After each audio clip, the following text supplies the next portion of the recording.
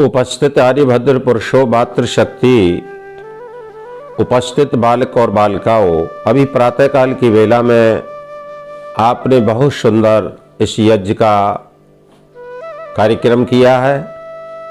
यज्ञ बहुत ही पवित्रतम श्रेष्ठतम कार्य है। इसे जो निरंतर करता चला जाता है उसकी बुद्धि पवित्र होती है और विचार सूक्ष्म हो जाते हैं और उसका जीवन आगे बढ़ने लगता है। परंतु ये विचार करना है कि हम इस यज्ञ को करते हैं तो इसकी एक एक प्रक्रिया पर हमें विचार करना पड़ेगा।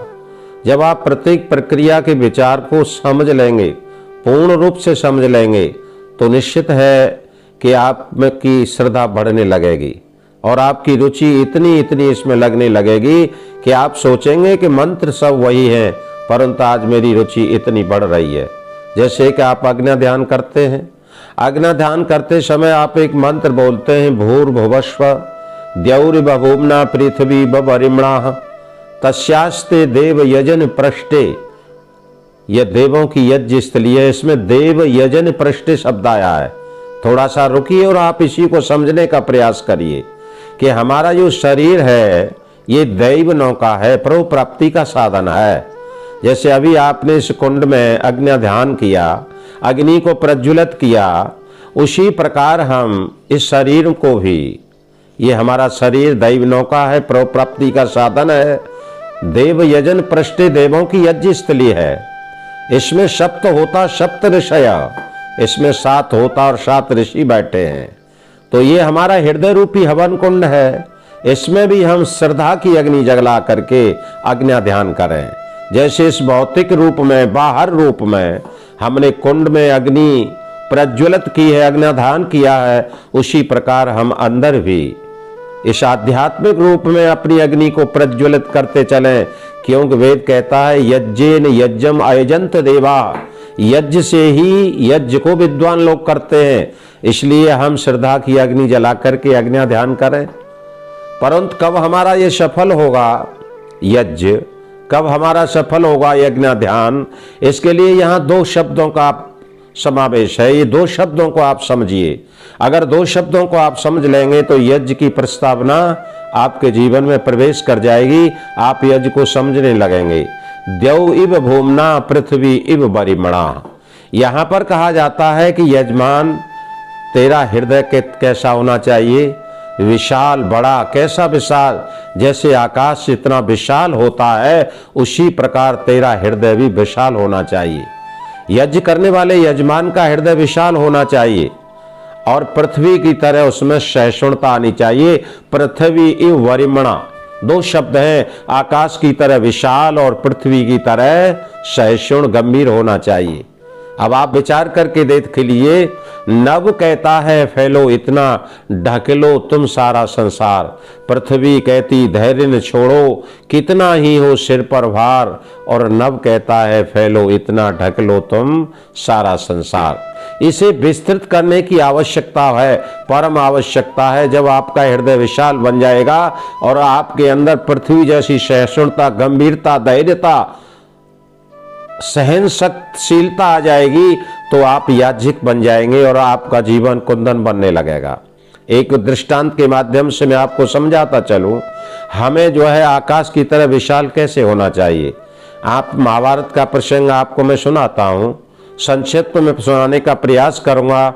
महाभारत के अंदर आपने सुना होगा कि पांडवों का जब वनवास हो गया और वो अज्ञातवास अपना भोग रहे थे, तो वहाँ जंगल में एक दिन अचानक दोपहर का समय था, 5 पांडव वहाँ पर मौजूद थे और उनको प्यास लगती है। और जब प्यास लगती है तो युधिष्ठिर महाराज नकुल को आदेश देते हैं कि भाई कहीं से पानी लाओ, पानी की तलाश करो।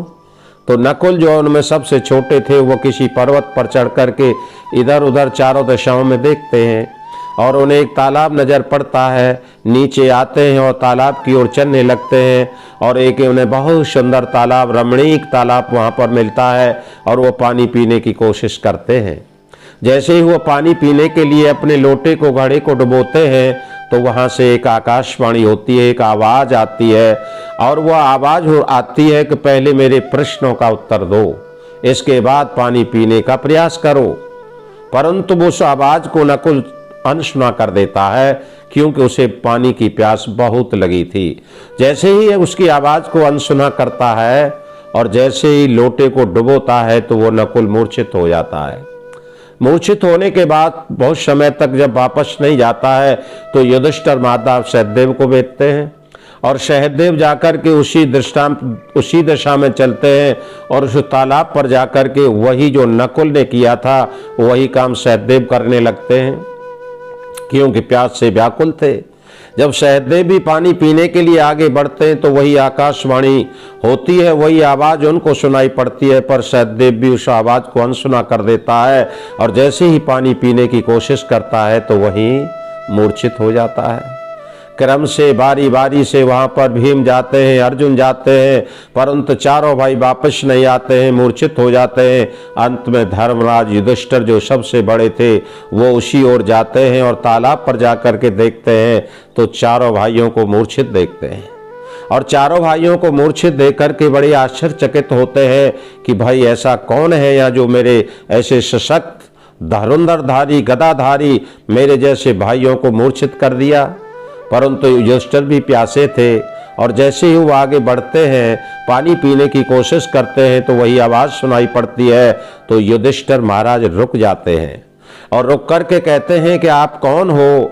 तो वहां वो आवाज कहती है कि मैं इस तालाब का स्वामी यक्ष हूं और मेरी ये शर्त है कि इस तालाब का पानी वही व्यक्ति पी सकता है जो मेरे प्रश्नों का उत्तर देगा। तो युधिष्ठिर महाराज वहां पर रुक जाते हैं और कहते हैं कि आप अपना प्रश्न करिए, मैं आपको उत्तर दूंगा। ये महाभारत के अंदर यक्ष और युधिष्ठिर के नाम से प्रसंग जाना जाता है। यहाँ पर यक्ष ने युधिष्ठिर महाराज से अनेकों 101 प्रश्न किए हैं और युधिष्ठिर महाराज ने सब ने उसका उत्तर दिया है और उत्तर देने के बाद यक्ष प्रसन्न हो जाता है और प्रसन्न होकर के युधिष्ठिर पानी पीते हैं और पानी के पीने के बाद यक्ष जो है युधिष्ठिर से एक बहुत सपते की बात कहते हैं कि युधिष्ठिर मैं तेरी विनयशीलता से, मैं तेरे सद्विचारों से, मैं तुम्हारी बुद्धिमत्ता से और अनुशासनशीलता से बहुत प्रसन्न हूँ। आप अगर चाहें चारों भाइयों में से किसी एक भाई को जिंदा कर सकता हूँ, आप कहिए किसी एक भाई को मैं मूर्छा से रहित कर सकता हूँ।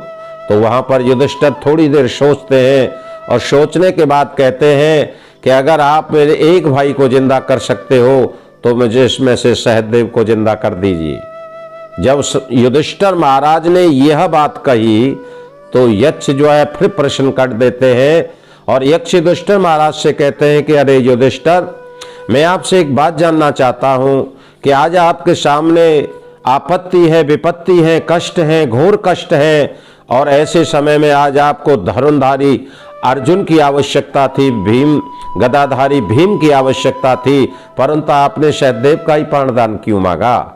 तो वहां पर मैं जो बात कहना चाहता हूं, वहां पर युधिष्ठिर महाराज एक बहुत बड़े पते की बात कहते हैं कि अरे यक्ष, अगर तुम इस बात को जानना ही चाहते हो तो सुनो, मेरी दो माता हैं, एक कुंती एक माद्री। तो कुंती की एक संतान मैं जीवित हूं, तो मैं चाहता हूं कि एक माद्री की भी संतान जीवित रहे, इसलिए मैंने सहदेव का प्राणदान मांगा है। जब ये बात युधिष्ठिर की यक्ष ने सुनी तो वो प्रसन्नता से फूला नहीं समाता है और ज्यादा प्रसन्न होता है और कहता है धन्य है युधिष्ठिर महाराज, तुम्हारी हृदय विशालता को, आपने हृदय की विशालता का परिचय दिया, इसलिए मैं आपसे अति प्रसन्न होता हूं। और फिर उन्होंने शेष अपने भाइयों को भी मूर्छा रहित कर दिया।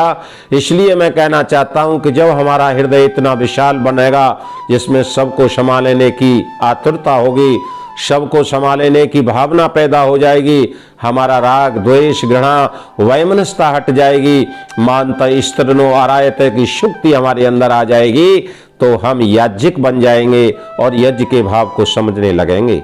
और आगे पृथ्वी सैषण, पृथ्वी कितनी सैषण होती है, गंभीर होती है, हम उस पर थूकते हैं, खकारते हैं, मिट्टी पेशाब सब कुछ डालते चले जाते हैं और हम उसकी छाती को चीरते हैं, परंतु उसके बदले में वो हमें अन्न देती है, फल देती है, फूल देती है, न जाने क्या क्या खनिज लवण आदि देती है और वो सबको सहती हुई रहती है। उसी प्रकार से आ मेरे यजमान, तू तू भी इस अज्ञाधान के साथ, इस यज्ञ की पृष्ठभूमि के साथ अपने जीवन में अपने हृदय को विशाल बना और अपने को पृथ्वी की तरह सहिष्णु और गंभीर बना। जब इस प्रकार बना लेगा तो तू जो है यज्ञ करने में सफल हो जाएगा और तेरा जीवन पवित्रता की ओर बढ़ने लगेगा। ये हमारे इस यज्ञ की रूपरेखा है, ये हमारे यज्ञ की प्रस्तावना है, यहाँ से हमारा यज्ञ आगे बढ़ता है। इन्हीं शब्दों के साथ पुनः पुनः आपका धन्यवाद। ओम शम।